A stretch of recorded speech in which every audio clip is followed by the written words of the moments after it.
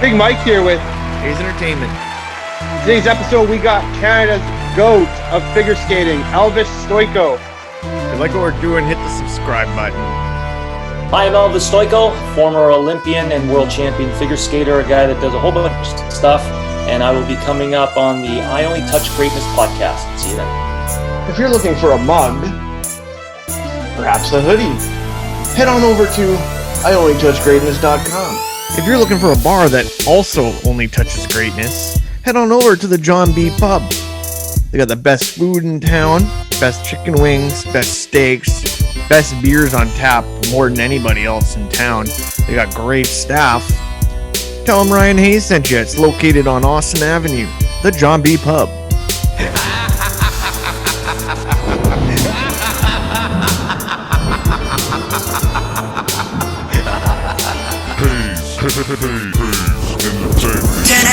The number one sports podcast in Vancouver with Ryan Hayes and Big Mike. One that stole the show.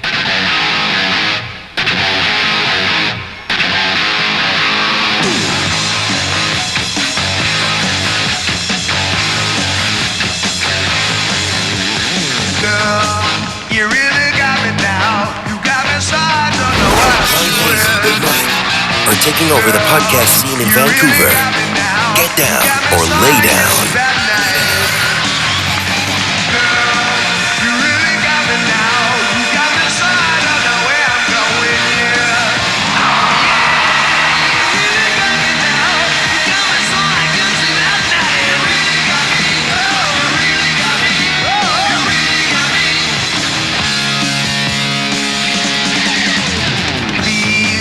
Don't ever let me be. I only wanna be by your side. Ryan Hayes and Big Mike.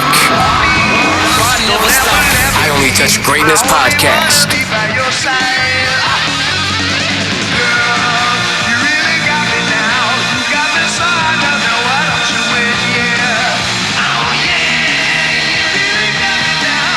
Got me so This is I Only Touch Greatness podcast with Ryan Hayes and Big Mike. We are going live.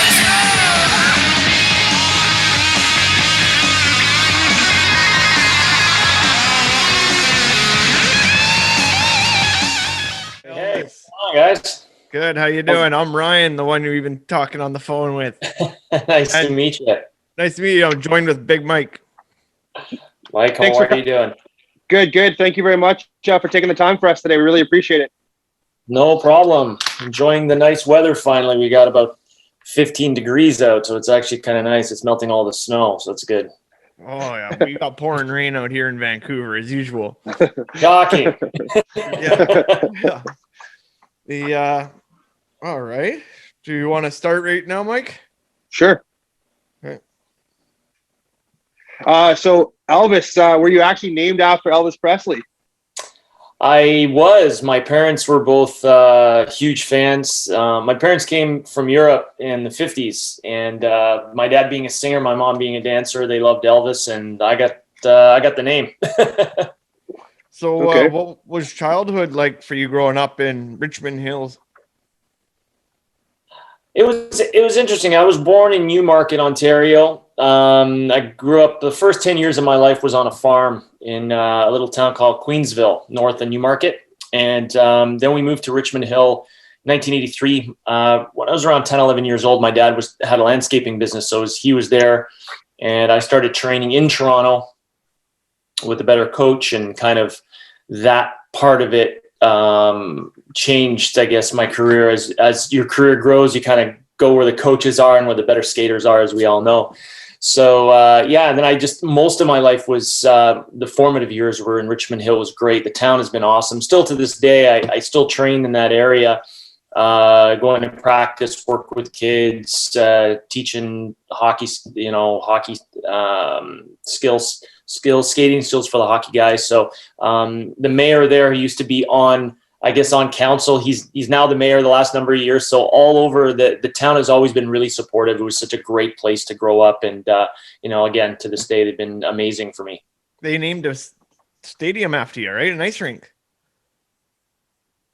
Yeah, there's a rink there back in 1987 that was called the Observatory Arena. They built it there, and I actually helped open it up when I was like a junior kid. Because I was from there, so I did a performance there with Tracy Wilson and Rob McCall, who was our national dance team. They were third at Olympics in '88. So we opened it up, and then after '94, when I won my first world championship, they honored me with changing the name of the rink and naming it Elvis Stojko. So it's still there, and yeah, it's pretty cool. That's awesome. That is pretty sweet. Did you play any other sports growing up? I did a lot of different things. My neighbor raced motocross, so I was on a bike at a very young age, 7 years old, riding dirt bikes. And martial arts was a huge part of my life as well. Did karate, was into kung fu. I've competed at the world level. Back in 2005, after competing in skating, was the national champion in kung fu, and then went on to a silver at Worlds doing forms in that division. Was doing tons of motorsports over the years, mostly the motocross stuff. But then in the last 10 years or so, I got into the karting. When I was living in Mexico, I was racing go-kart, shifter kart. And that's what I've been doing. I took a couple of years off just last little bit because my acting kind of progressed. So I was doing a bunch of different things. But ever since I was skating and ended my career as a competitive skater, my two passions, one was motorsports, which was huge. I've always loved it. Always wanted to do car racing. I wanted to race for Porsche one day, like GT3 Cup car racing. And karting was great down in Mexico. It was cheap. It had a great track. That particular track that I was training at was where Sergio Perez started. The F1 driver started racing in Guadalajara. So that was a great place for me to kind of learn from. He comes out once in a while when I was there, and he would do laps with us, and it was a lot of fun. His brother races, Antonio Perez races in the stock car races in Mexico. So he comes out to kind of keep his reaction time fast. So when I was living there, I learned quite a bit, and then started racing. When I moved back to Canada, I was racing here, down in the States, internationally. Made the podium a few times at nationals in my division. So there's a bunch of different things I've been involved in over the years. So non-ice related, other than working with hockey players on skating skills. But for me, my passion's always been motorsports. So that's kind of what I've been doing the last number of years. Well, I had this question a little farther down the list, but since we're talking about the Mexico, where's your favorite spot in Mexico? Wow. There's so many great places. I'd have to say, Los Cabos. Cabos, that's where my wife and I, it's awesome. And we love it. We love Cabo as well. Yeah, Cabo's great. My father-in-law, where my wife is from in Monterrey in the north, he has owned a trucking company. He's driven every single road and knows every single stone in Mexico, and that's his place. If he ever wants to retire, just have a boat, put it on the water, and just live there.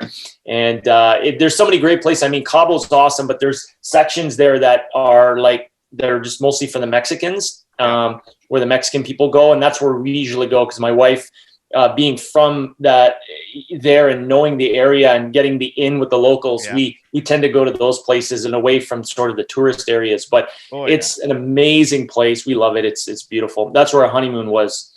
Oh. Okay, yeah, it's beautiful. That's me and my wife's favorite place too. Like, we go there a couple times and we love it. Yeah, awesome. Yep, definitely gotta love Mango Deck. At what age did you start to realize that skating was going to be your passion and that you were really good at it? Well, it was the first few years. I started when I was about 4.5, and it was something that I was good at because I focused on stuff. My gift is being able to focus on something and stay zoned in. And I just sort of like fish to water. I just took to it, and it wasn't really until I was about 7 or 8 years old, the coach I was working with said, I need to train at a bigger club with better skaters. And so that's when we went from Newmarket to Toronto, and that's where Mrs. Ellen Burka, she taught Taller Cranston, and her daughter, Petra, who was a world champion, and all the top level skaters were there.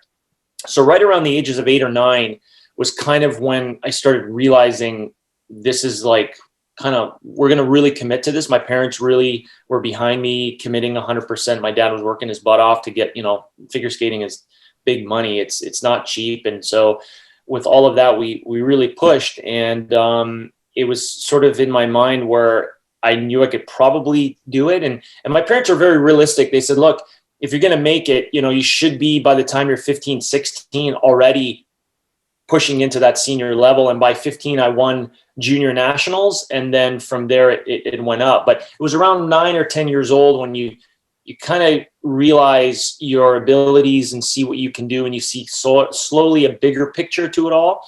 And that's where you just sort of put the lack of a better term, the throttle down, and you just go. What challenges did you face getting to the peak, like right to the top? Oh man, there's so many different challenges. Like my body structure, because I was shorter in stature, built more like a lot of people thought I was a wrestler or a football player or whatever. And I'm still a little guy, but I'm 5'7" and a bit. But a lot of the guys, I outweighed them, and I also had a different, just a different style that didn't fit the typical style that was in figure skating for the men's event. And I brought sort of a more masculine, aggressive style. It was very, I wanted to look at it as a really aggressive sport and really focus on all the technical aspect. I love the musicality of it. I love the artistry of it. That's a side of me with my acting that I love, because there's so many different emotions that you can intertwine with it, and also inspires you skating to music. So I love that combination of the athletic moves, skills, all of that stuff entwined with music and have that musicality. But it was the way I approached it as a martial artist, and having that focus, with that, it was just sort of a different, I always approach it differently. And it was an uphill struggle because I looked different. I didn't, follow the same path. I didn't choose the same music. I always had different outfits, and it kind of went to the beat of my own drum. And that it was hard on me for a number of years. And it was so funny. It was like, with certain people getting, knocked for who they are, I was getting knocked for being too masculine or being too macho. And I was just like, okay, this is so weird. I mean, I'm being knocked for being a dude, you know what I mean? Like, it's so weird, but it just depends on what environment you're in, and I just followed it. And I had a lot of good people behind me that believed in me. And I was 12 or 13 years old, and they were like, Elvis is not going to make it. He's only a jumper. He'll never make it, and that I would hear that, and that would just spur me on. I always say some of the best things, I always thank the people that have supported me, but I also thank the people that were against me, because it gave me something to push against. You need that contact and that grit to kind of get through. Yeah. And I've always loved that because I'm so competitive. So I always thank those people for it. And, it's sort of like awaking the dragon or poking the bear. You just wake them up and you're just I'm sure we see that in hockey all the time. It's like, they're sleeping in a game or whatever, and then something wakes that player up. And then all of a sudden everyone's like, uh-oh, we just clipped the hornet's nest. What did we do? And, that was kind of like me. It was kind of that way because I'm very competitive. And you like to prove the haters wrong, right? Yeah, it's part of that. As soon as they said it can't be done or it's impossible, I'm sitting there already mapping it out on a piece of paper going, how can I prove them wrong? What can I do here? I love that challenge. So being such a good skater, how are your hands for hockey? Not bad. I have really good hand-eye coordination just through martial arts, dirt biking, car racing, like really fast hands. So I'm not very good at stick handling because it's not what I do. But, the other day I was playing around with one of my buddies. His son is really, really good. They sell the can ice stuff, all the synthetic ice. He's a good friend of mine. His son is 15, is really good. He does all the videos. James, he's so awesome. So the other day we were out there, I'm in my hockey skates, we're kind of messing around, and let's, shoot the puck, and I can do wrist shots. He's like, hey man, that's a singer. You're like ripping them. I'm like, well, from all the years of motocross, I got pretty good wrists and, good forearms, so I can get a snap. My technique's not the best, but, I can get the job done and kind of hack around a little bit. Did you have a favorite sports hero growing up? Or still? Yeah, growing up, Bruce Lee was a huge inspiration for me. My instructor, Glenn Doyle, who taught me, and I guess the going into that senior year when I was really going up into that last level, he is a guy I looked up to. He was undefeated in full contact fighting. He did weapons forms all around North America. He was amazing and an incredible teacher that, I took a lot of his knowledge and took that all, even when I teach, and he's one of my best friends. He's my best friend. And we still talk, and he's a guy I looked up to. Bruce Lee, the big names like, Bruce Lee, Ayrton Senna, who is just, he was incredible as an ambassador for a sport, and the ambassador, like looking at an art form as sport as an art form, because that's sometimes you look at art as one thing and sport as another thing. But, when you get to that level, like a Gretzky or, Jordan, it becomes art. They just take it to another level, and it's so amazing. And Ayrton was someone that, I don't know, it's watching his documentary and just seeing him race and his whole philosophy and Bruce's philosophy. There's such a philosophy behind what they do. It wasn't just the physicality and all that. There was a whole spiritual connectedness to everything. And that, to me, I really, really identify with that, because that's how I do everything in life, whether it be my skating, my acting, the racing, all of it together. So those guys really, they weren't even in the sport I was, focused on, but I took that on and put that in. Of course, Gretzky was massive when I was growing up. He was in that era in the 80s, and I watched him, and that was another person that inspired me as well. And just so many great athletes that have been, we've been blessed to see and be inspired by, and those are the main ones. Okay. Did you have any pre-skate rituals or meals? Pre-skate rituals. So just before, everyone asks, what do you do? Like, I always put my left skate on first, and it wasn't sort of like a superstitious thing. It was just that because I land on my right leg as my landing leg, the boot wouldn't always feel the best because it took more of the pounding. So my left foot always felt better. So I'd always put the left boot on first because it would just set, and then I put the right one on. So now, like, I try to mess around sometimes, and I put my right one on for. It's so weird to feel my right boot on and my left foot not with a skate. It's so bizarre, even with my hockey skates. Yep. That's just a ritual I did. Meals was interesting for, like, going back to that. It just depended on how I felt and what I needed. My parents, I grew up on a farm, so we always had organic food, even back in the 70s and 80s. My mom was sort of head of the ball on that. And we had, our own cattle. We had organic fruits and vegetables. All that stuff was there. So I was very cognizant of it. And it was just a matter of, sometimes I would need a little more protein or a little carb, more sugar.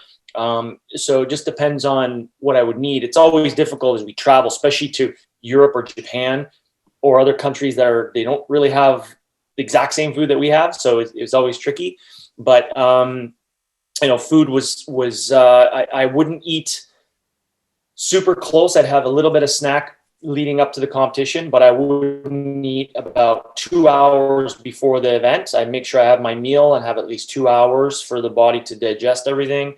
But I'd do my meditation run before I got on the bus to go to the venue. I'd back it up, and I'd have a couple hours at least of just meditation. And that meditation was in my room, focused, doing my thing, either listening to music, going through the program, and just taking everything that's out here and then making everything really, really, really, really small and zoned in. And I would need that time. Even before, like, a show, I spend the time before the show. I'll put my legs up on a chair and I'll lay on the floor, put a pillow under my head about 2 hours before, and I'll close my eyes. And if I fall asleep, I fall asleep. I need the nap. Or I just, visually go through the program or go through our sequences for the show, kind of zone in and be there. It's one of those things where I learned over the years, my strength is my focus. That's my thing. But my weakness is also the focus, because if I'm not focused, it's a crap show. Like, I've got to be zoned in. I can't half do it. I either got to be 100%. I've seen people that kind of wing it. Kurt's great at that. He'll just sort of wing it, and he can do it. I'm not like that. I have to be zoned in to get my job done. And, it helps in a lot of situations, but it just takes a little bit more preparation in order for me to get the job done. Do you have a favorite movie about sports? Wow, favorite movie about sports. There's one that I don't know if it's that well known. It's a really cool spiritual movie called The Peaceful Warrior. Okay. And it's about a gymnast, a true story about a gymnast who shatters his leg and has to do a comeback. And he meets this guru who's actually played by Nick Nolte. When I have kids asking about, when they start getting into more of a spiritual realm, I always suggest this movie because it has such an impact on what sport is. And it's such a great film. It's not an easy one to find, but that to me is probably my go-to for inspiration and something that really connects with me. I'm always suggesting that for kids that are coming up or maybe having issues that are going through some stuff, trying to figure out, confidence, the self-esteem, all that stuff. I put them towards that film. Here, I thought you might have said Blades of Glory. Yeah, well, that's the being a figure skater. We took a whole bunch of all our friends when we took a sort of a day trip to go see that film. We howled. Oh my God. They picked out all those little things that skaters do, and then they just, oh my God, they just expanded on everything. It was hysterical. One of my favorite moments is them chasing each other up the escalator, and the blades are stuck in the escalator going up. Oh my God, it was insane. So much fun. So what are your thoughts on being the first person to ever land the quadruple double jump combination? Oh, gee, that was such that and doing the quad triple. I mean, it was such a exciting time in the 90s with skating. And I always just I loved being the guy that just did something more than the next person, something that was different, instead of the artistry part of it was really important, but the physicality for me is just pushing that envelope and really taking it to the next level and keeping skating considered a sport in that aspect. And I love pushing that envelope and year after year doing the quad, making it. Now kids are doing quads all over the place, new technology, new skates, new blades, all that stuff, techniques, as we know, it gets faster, stronger, higher, and that's how it works. But back in those years, it was really, really cool to be a part of that next level, going from the 3.5 into the 4 realm, and it was really amazing experience. I'm just really happy that I was part of it and helped progress the sport that way. So 94, you had your Olympics, one of them. You also were there in 98. But describe like the idea when you walk through the stadium and its opening ceremonies. Like what's going through your head at that time? Like how pumped are you? I mean, every Olympics. It's like 92, 94, 98, 02. Each Olympic Games were so different but so exciting.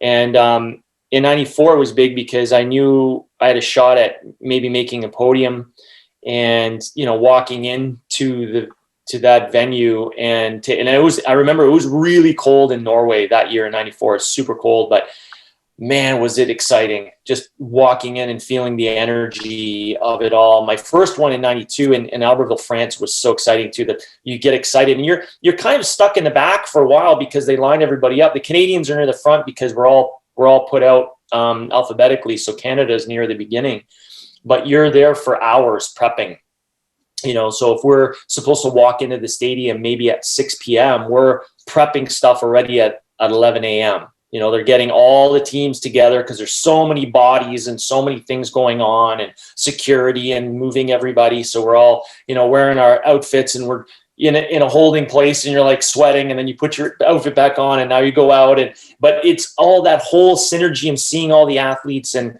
you see the big, all the tall Nordic skiers that are like 6'5" and I'm, the little figure skaters and the short trackers and, it's just, it's such a cool ambiance. And it's you, when you're at the Olympics, it feels like the Olympics. When I went to my first world championships, it was exciting, but it felt like just another big international. But Olympics feels like Olympics. And you step on the ice for your first practice and you see the rings and you're like, it's kind of like get thrown in cold water, that shock of, oh crap, I'm here. This is cool, man. Like, oh, I got a job to do, but you want to soak it in, but you still want to stay focused. So it's a really cool experience. It's just so amazing. You're there for the 2 weeks, that intensity, and yeah, it's so hard to explain. It's just so, all the years of work coming together, and you say, why did I put myself through that? And then you're there and you're like, yeah, okay, it made up for it. Just, I'm on the ice now. I'm good. So how many Olympics were you at then? Because I only wrote down the 2 that you got the silvers in 94, 98. Yeah, I competed at 4 Olympic Games. Okay. Yeah, I did 92. It was my first one, 94, 98, and 2002. 2002, okay. And then Wow. you also worked at the 2010 Olympics, correct? Yep. Yeah, I was 2006 I helped the team get to go to Torino. I was working with our national team because we had a really green team. They were new. So I went there beforehand a number of months to kind of go with the team. They skated there, did some of that. But in 2010, I went and was working with Yahoo, and I was doing articles for them, which was really kind of cool as sort of a media dude, and enjoyed that. That was a lot of fun. Then went to Sochi, which was really cool in 2014. And then Korea, I was at home, just chilling, watching from there. Yeah. Yeah, the 2010 was a hell of a time in Vancouver because we were all down there for the Olympics as well. Where were you when the golden goal happened? Oh man, I was out actually. To try to get tickets to that game was impossible, even for us. So it was kind of tough. But my wife and I, the streets were empty, except we could follow the game because all the bars and everything, you could see like you couldn't get anywhere. So my wife and I walked around downtown. It was a beautiful day, and you could basically see how the game was going because the screens were everywhere. So we're like, oh yeah, we're good. And then you heard the whole city erupt when Crosby scored that goal. It was like boom, and it was like, oh yeah, something big happened, and it was so awesome. I mean, I wish I was there for that. I was in the arena, but the whole city, the whole place shook. It was so awesome. Oh, and then that walk in the streets after was crazy. I remember that. Yeah. 3 goals in the World Championships. What's the thoughts on being the best in the world? You work so hard and you're so focused, get your head down doing your thing. And then, years later when you have time to reflect, the years of being in Mexico too, you just reflect, and I got 3 golds. I had 2 silver and a bronze. I got 6 world medals, a couple world, Olympic medals. And you sit back and you kind of soak it in, and you're like, wow, man, that was pretty cool. All the work that you put in, your parents put in, the people around you, your team. And it was such looking back now, I just try to share what it took to get there. And that's where, I want to be working with some of the hockey guys. Jim Thompson I've connected with here in the Junior A League, and we've had some talks about possibly working with some of the kids, some of the Junior A kids and stuff. And I know he does a lot of mentoring and so forth. A lot of it's the mental side, and that whole aspect of having the ability to really picture it and go there.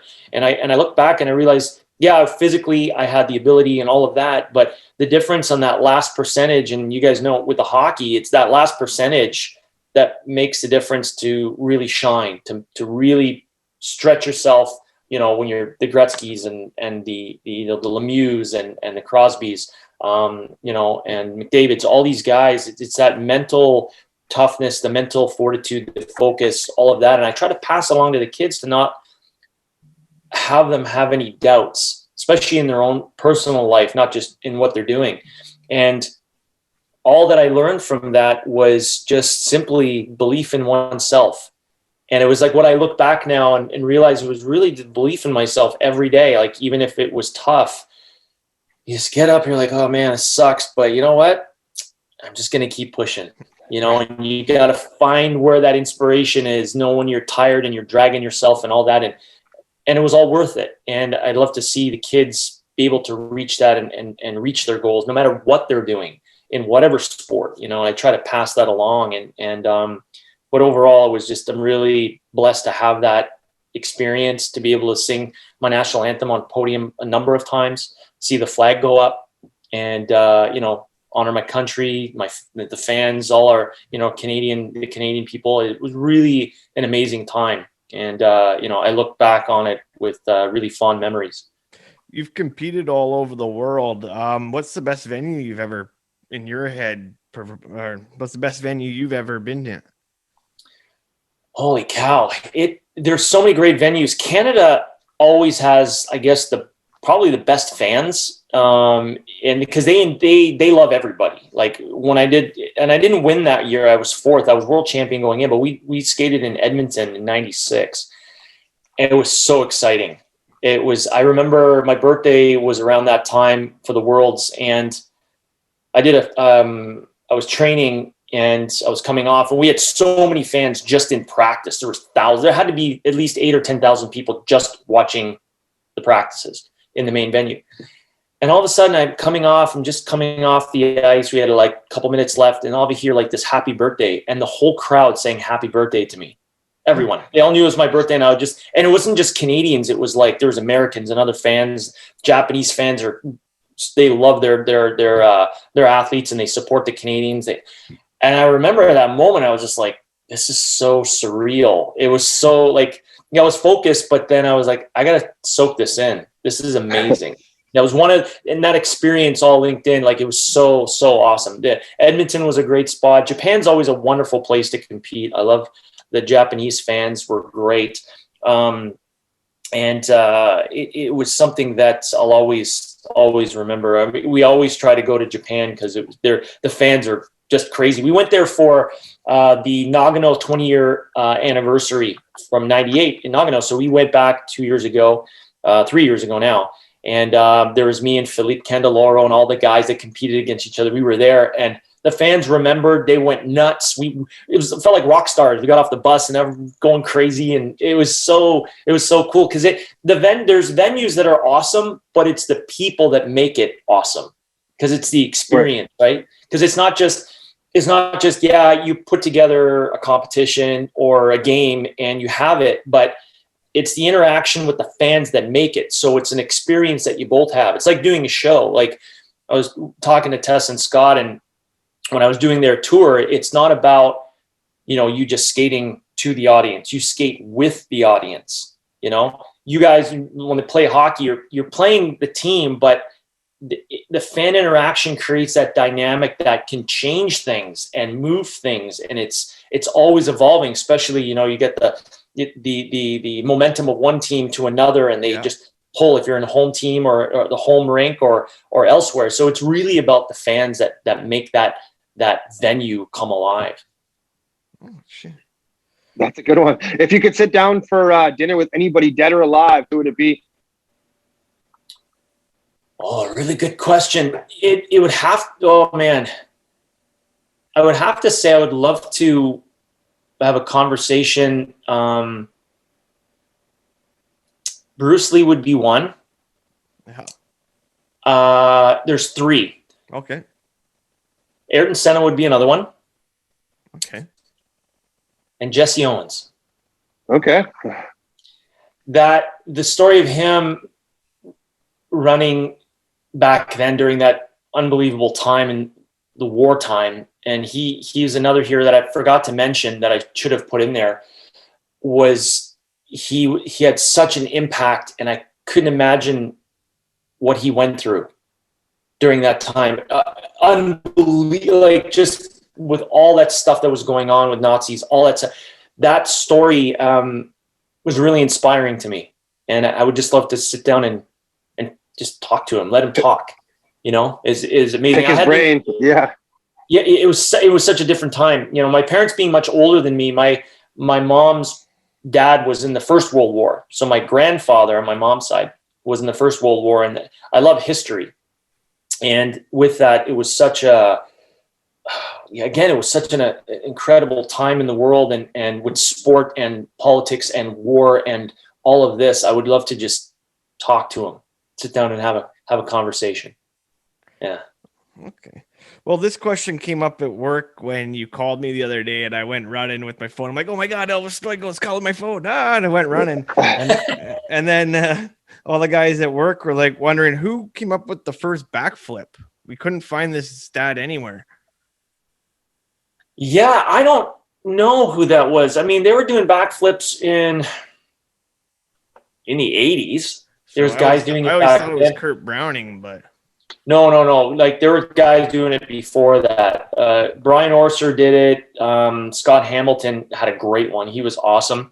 There's a guy, if you look up the name Norbert Schramm, German guy, he was doing them back, I think in the 80s already.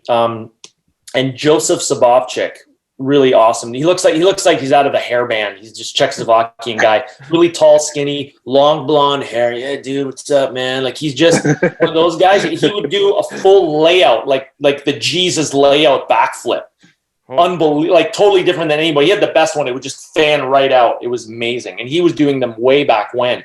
But the actual first one, that the guys that put their literal cojones on the table and went, okay, we're going to do this. Like, I don't know who that person was, because we, I mean, to think about it, to be able to go back up, pick in and go this way. We all our life we rotate this direction, and all of a sudden you try to rotate this way, the inner ear gets all messed up. That's how I got injured doing mine. I fell on my face, but it's such a risky move.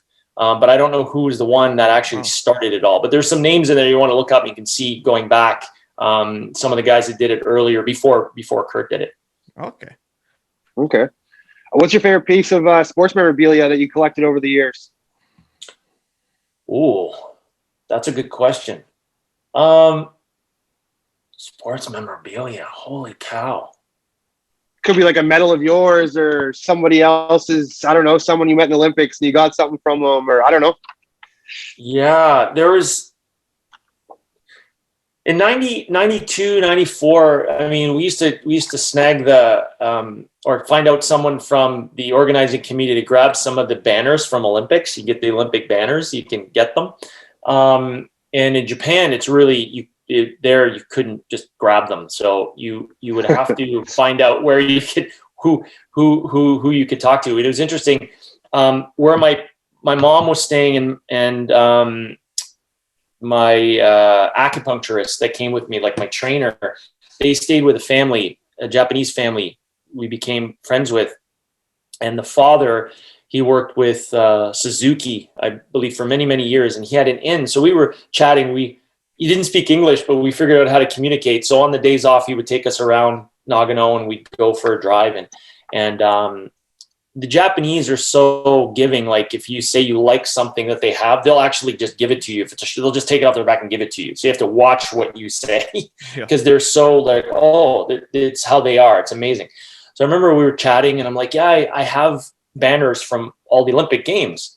And in Japan, I didn't get any. And I got home and probably 2 months later, I get this big package and I have Mr. Yamada went ahead. He knew someone in the organizing committee. He got one of each color for me, all rolled up. And we were just, and it was like a 1 day we were driving and I was like, oh yeah, I have, I was telling you about the banners. He goes, oh, he figured out what we were saying. I'm like, yeah, that'd be really cool to have one. And it was in passing. And then 2 months later, I got just not one, but a bunch of them, like the color, like it's amazing. My wife and I are still organizing our basement to be able to put up the paraphernalia that we have, like from all the years of competing. And it's like, it's really neat to have something that was Olympic, and yes, the medals are awesome, but that other part of it too is really cool. And there's so much stuff over the years that we got paraphernalia wise, but that's basically one of a kind. I'm glad I asked the question. That's pretty cool. It's such a great story. And I remember the little girl, the parents that were there, it was really he was the grandfather, and there was the parents and the little girl. That little girl reached out to me and I didn't get a chance I did get to see her. She's grown up and had kids. In 2018, when I went back and she knew I was coming, she got a picture of her when she was little. and I was in the picture with her when she was lit. It was awesome to see. You know, she's like 27 now or whatever, but it was so neat to see that later. And Mr. Imada had passed away about 8 years ago, which was kind of, I would have loved to have seen him. He was such an awesome guy. But I still remember in the car, beautiful winter day. We were out there. My mom was in the car, and I was just hanging out with Mr. Imada. And we were just talking, sign language, Japanese, English. And all of a sudden, 2 months later, I get this stuff from him, and it was just a really cool story. Yeah, absolutely. When did you know it was time to retire from skating, or like competitively?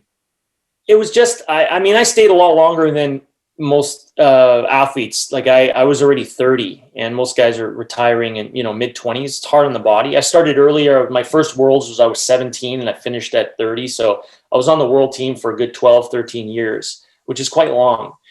And it was I just felt it. I knew in 2002, that would be it. After 98, the injury really put a damper, and I was struggling. And I couldn't, the timing wasn't there. It just wasn't gelling. I had a couple of really high moments, and then everything was kind of coming down. I could, I was still good enough. I could win nationals. I could still be, top 6 in the world, which is not shabby at all. But when you're at that level and that's what you aim for, number one, it's hard, Yeah. And I was ready to move on. I my sights are ready. I could see other things, the racing, maybe doing some acting, settling down. All this stuff was starting to become more prevalent and more important. And I knew that if that was becoming more important in my mind, I wouldn't be able to have my laser focus, which I need in order to be successful. I'm like, yeah, if it's changing this, I'm going to have to, it's going to slow down. So I knew that after Salt Lake, that would be my last one.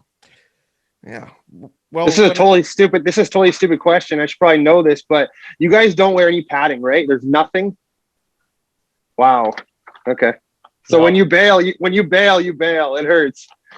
Yep. There's with the girls now, the last couple of years, they'll have like, if you fall and you hit your tailbone, they have these like little pads they put in their pants and stuff, that in case they fall again. But yeah, I didn't, the only time I wore padding was once I clipped my shin really bad, with my skate once, and I couldn't pull in because I crossed my left foot over my right in the air. That's my rotating position. And I couldn't put my leg there. It was so painful. So I bought, and I can't wear anything big, like a hockey knee pad, way too big. So I bought a really small soccer shin pad, and I put that on the shin because I hit it so hard. It was like steel right on the bone. So it was so tender. So I was like, I can't pull in so I put one of those on, and I wore that for about a week or two to kind of get through that. And then after that, that was it. I really didn't, we don't have any padding, because if any padding, it's spinning at that velocity, it throws everything off. Right. So you got to be, even outfits, you have to watch how the outfits are done and all that, because any movement restriction or anything like that throws off that timing. Right. So what I was mentioning that we were going to have you on the show here, and I started to tell all the ladies, a bunch of ladies came forward and said they had big crushes on you back in the day. And to me, you always reminded me of, remember AC Slater from Saved by the Bell. Yeah. Yeah. That's what you always reminded me of. And now these ladies were all like giggly and goo goo gaga over you when I told them that we were having you on the show. So shout out to those ladies. They know who they are. Love you, ladies. All the years of support. Thank you so much. It's funny on Instagram, like there's some that they'll write and say, hey man, I loved you. I had a poster of you growing up and all of that. So I just, my heart goes out to them all. Thanks for all the years, and love you lots. Mike, you have a question, or I got one more? I was just going to ask, what's your favorite sports franchise? Oh man, I don't think I have a favorite sports franchise other than, I love the Maple Leafs. I mean, this is the Toronto's, but and as we get closer to playoffs, it's usually any Canadian team. Yeah. So that's where I'm at. But Yeah, I never, because I'm an individual sports guy. Watched, motorsports, and I'm following the Supercross now, gearing up, watching the F1 series and so forth. But for me, I totally always supported our Maple Leafs here, and any of the Canadian teams that are running, that are in the finals. I'm always behind them. It could be the Blue Jays, the Raptors, whatever. I'm always supporting our teams and so forth. But yeah, it's that's a tough question because I'm a sports guy, but I'm not the regular mainstream sports guy. I follow the different thing, but I do keep my ear to the ground for our guys here at home. Okay. And I know you've trained a bunch of hockey players skating. Who have you trained? Any big names and playing in the NHL right now? Oh, not right now, not in there. There's a few guys that some farm team guys I've worked with the last couple of years. Like, it's hard to remember everybody because so many people come through. Oh man, there was one guy he happened to be I forgot his name. It really sucks. I'm horrible with names. He was on the farm team for Vancouver, and he was doing some work on a treadmill work. One of the guys that I work with skates, he does all the alignments. He asked me to spend 5 minutes, so I was able to get there and work with him on the treadmill. It was in and out. I met him for 5 minutes, worked with him for about 10, and then he was like, "Wow, this was really awesome." And then he had to leave. So I'm sure as I get into it more, I'll be working more with some other guys. It was funny, a couple of years ago, the guy that sells the can ice. We were doing a video, and I was working with a bunch of different hockey players. And then they had Yashin come in, and we did some stuff together, which was a blast. And got to actually test out, with someone in the NHL, and we were doing some exercises together, and it was a lot of fun. That was really, really cool. But I'd love to get out there. I know Barb Underhill, who works with the Maple Leafs, had asked me a couple of years ago to maybe help out, and at the time I didn't have the time to be able to give, but as I have a little bit more time now, especially with no entertainment, my services are being picked right now for working with little guys. So I work with little guys all the way up, and it's starting to grow and getting some really good feedback. So, and it just, again, I strictly work on the skating skills, no stick. So I'm changing the mindset, which is really cool. It's a martial arts approach. They love it because the athletes I keep the muscle explosion, the power, and all of that linked in with what they need, and approach it from a hockey martial arts point of view, but with the skill level from figure skating. So I combine the two. In hockey skates, I get their skates lined up. I take them to my buddy Jeff Potter, who does all the alignments for the blades, proper rockers. I can tell if they're got the wrong, the hollow, the sharpening, the profiling, all that stuff we work on. So it's really detailed, and I really enjoy it. I love working with the kids, and it's awesome. So as I do more work with Jim Thompson and with the guys, with the junior A guys, definitely excited about that. So you never know where that's going to go. Hey, Mike, wasn't Quinn Hughes' mom a figure skater? I'm not 100% on that. I thought she was an Olympic figure skater, and that's why she might have been. Quinn's so good on all his edges because he was taught that. I think you might be right, actually. Okay, yeah. I got one question for you. It's if you had to sing a competition for $1,000 or some money's on the line, and you had to sing karaoke, what song are you choosing? That's a great question. Oh my gosh. Oh, what would I sing? Oh my gosh. I'd have to look at couple options.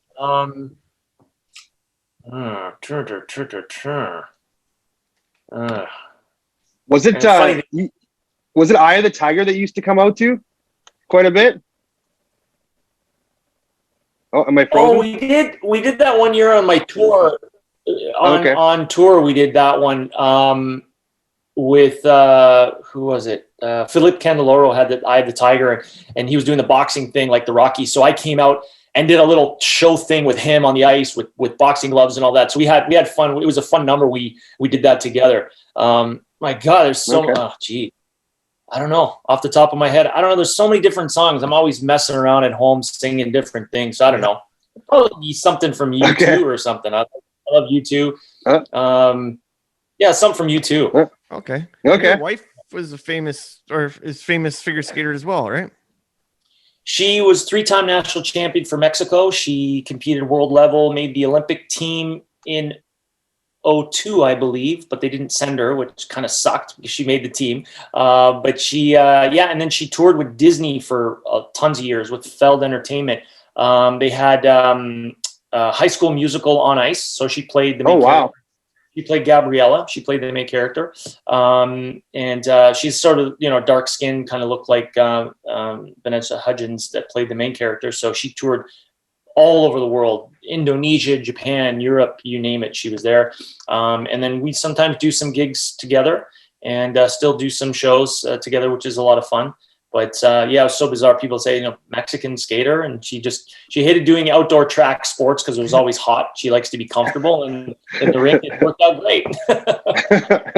I know you've been in a bunch of movies and shows. Is there anything else coming out we should be looking out for? Yeah, I got a small little part in that new show that's out, CBC Gem, called Pretty Hard Cases. Okay. New show that came out. I play in that. It's episode 9 or 10. I forget what episode. I'm in there. I did Hudson and Rex. I did Murdoch Mysteries. There's one Ice Girls, which was a made-for-TV movie we did a bunch of years ago. I've been doing lots of auditions lately, especially now because of the COVID thing. We're stuck here, and they're really picking all the Canadian talent, which is awesome for us. So we have more opportunity. So things like, Star Trek, The Expanse, Supergirl, The Boys, a lot of that shot here in Vancouver where you guys are. Yep. So that's been really good.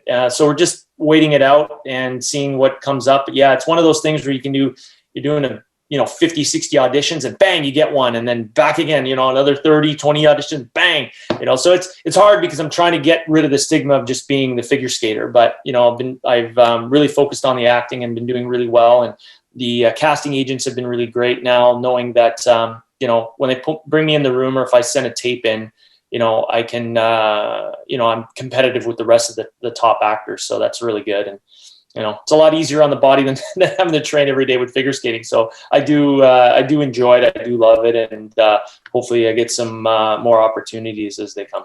What about that is pretty cool that you're like the jack of all trades now. You're doing the racing, you're doing the acting, you've done the skating. Like, that is pretty unique. Yeah, because I don't have to do the intense training anymore for the skating. I can just stay in shape for the shows, which is great. Hopefully later this year, we're going to do Stars on Ice again. I know that we canceled it, so hopefully later this season, we'll be able to do it in October. Working with the hockey gang has been great. I love that. I love the attitude and everything with the guys. They just, they're hardcore and pushing through, and I just love that. I really enjoy getting out there, getting a sweat, and doing the exercises with the kids. That's good, keeps me in shape. But then my own personal thing with the acting, that's I can spend time working on that by myself. And then my adrenaline rush, which is a balance of my racing. So I want to get back into this summer with the shifter kart racing. I live literally 10 minutes from Mossport, which is right just over here. So I hear on the race weekends with IMSA and, the Pinty series, whatever, I can hear the cars and I get out there to watch that. But I like getting out on the track and hopefully do that as well. So many different things I want to do. So one is generating, funds for us financially. And then the other is just, my own thing that I love and got to have that balance in my life. Last note that I got is any more books? Yeah, I mean, you've wrote one for sure that I have in my notes in '98. Yeah, that was actually Heart and it was Soul. really funny. A friend found it in a bookstore. She goes, "I want this." I'm like, "I can give you one." And she's like, "No, I don't want to leave you behind." So she had it. She had it. And she bought it yesterday. She goes, "I want you to sign this for me." I'm like, "Okay." It's so funny you brought it up because it's right here. I have to sign it. This I've been thinking about doing one. I'm thinking about doing one, but it's more of like a memoir thing. Okay. I think at some point in the future, I might be in thinking about it. A lot of people have asked because they wanted to know more, what goes on in this mind of mine, because I approach things so different. It's sort of this weird. I've always been different in the way I approached figure skating and how I brought different things in, being spiritual, all these different things, and how do I stay happy, with my marriage and all this. And I was like, I think a memoir would be a smart thing. So maybe in the future, I'm going to put that together and, get that out there. Oh, That'd be sweet. Yeah. Hey, Elvis, I just want to thank you very much for taking the time for us today. We've been big fans of yours forever, obviously cheering you on and cheering on our country. We wish you best of luck for the rest of your career, man. It sounds like you got a lot going on, and that's awesome. We can't wait to see it.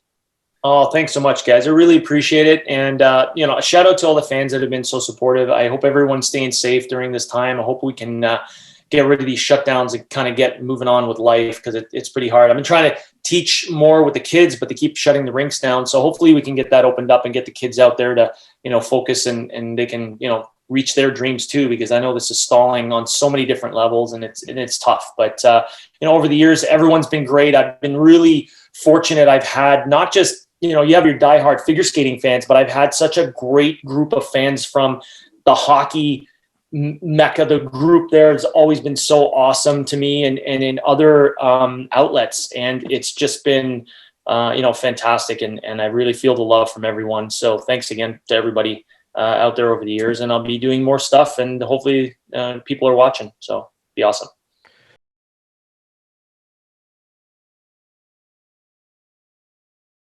If you're looking for a place to go that has the best food in Coquitlam, the best staff in Coquitlam, the best chicken wings, the best steaks, most beers on tap, head over to Coquitlam's best bar, the John B. Pub. Tell them Ryan Hayes sent you, and my dog Tupac.